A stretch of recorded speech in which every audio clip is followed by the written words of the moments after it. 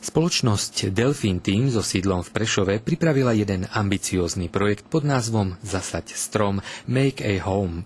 Primárnym cieľom projektu je zasadiť na území Slovenska 1 000 000 stromčekov. Tak zapojiť sa do toho môže a má každý človek v našej republike, dokonca aj v zahraničí. No a táto časť, práve stromčeky priateľstva sú špeciálne pre deti.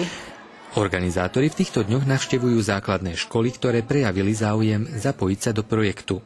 Cieľom nie je len získať čo najväčší počet stromčekov z radou detí, ale aj vytvoriť priateľstvo s niektorým zo svojich rovesníkov zo špeciálnej školy a tak spoločne vytvoriť stromček priateľstva. Ako škola pre žiakov so zdravotným znevýhodnením, žiakov s viacnásobným postihnutím, to znamená, že žiakov, ktorí sa vzdelávajú v špeciálnej škole, vo svojich cieľoch jednu z veľkých priorít máme sociálnu inklúziu a integráciu našich žiakov do bežnej spoločnosti. A jedným z takých dôležitých krokov je voviesť ich do sveta ich kvázi zdravých rovesníkov, my hovoríme intaktných rovesníkov, a učiť naše deti spôsobom správania, rámcom správania v bežnej spoločnosti, ale aj opačne, učiť ich zdravých rovesníkov prístupu k ľuďom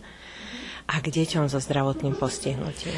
Deti v základných školách sa majú možnosť zapojiť a zakúpiť si svoj stromček, ktorý bude vysadený v Tatrách alebo v niektorom meste u svojich pani učiteľiek. Ostatní záujemci tak môžu urobiť cez internet alebo poslať SMS. Cena jedného stromčeka je 7 €. Nebudú si ho môcť zasadiť, to sa bude diať profesionálne. Prvé sadenie bude 29. apríla na Deň stromov, kde TANAP zabezpečí celú tú výsadbu, odborníkov, aj sadeničky a tak ďalej. A my všetci sa budeme tešiť a verím, že sa tam aj s mnohými stretneme práve v tých Tatrách. No a samozrejme máme na to potom kopu rokov, aby sme hocikedy mohli ísť. Na internete si každý bude môcť ten svoj stromček nájsť podľa svojho kódu. Pre deti zo špeciálnej školy pre žiakov s telesným postihnutím na Hrabinách pri Novej Bani sa našiel patrón a sponzor zároveň, ktorý všetkým deťom tieto stromčeky zakúpil. Tieto deti sú také veľmi citlivé a veľmi ako dobre reagujú na každé láskavé slovo, aj na všetko, čo im človek dáva. Tak kvôli tomu som sa rozhodla. Tá myšlienka toho stromu je ako strom považujem ako za ochrancu. Také aj sa hovorí, že otec je ako strom, ktorý si chráni tie svoje deti.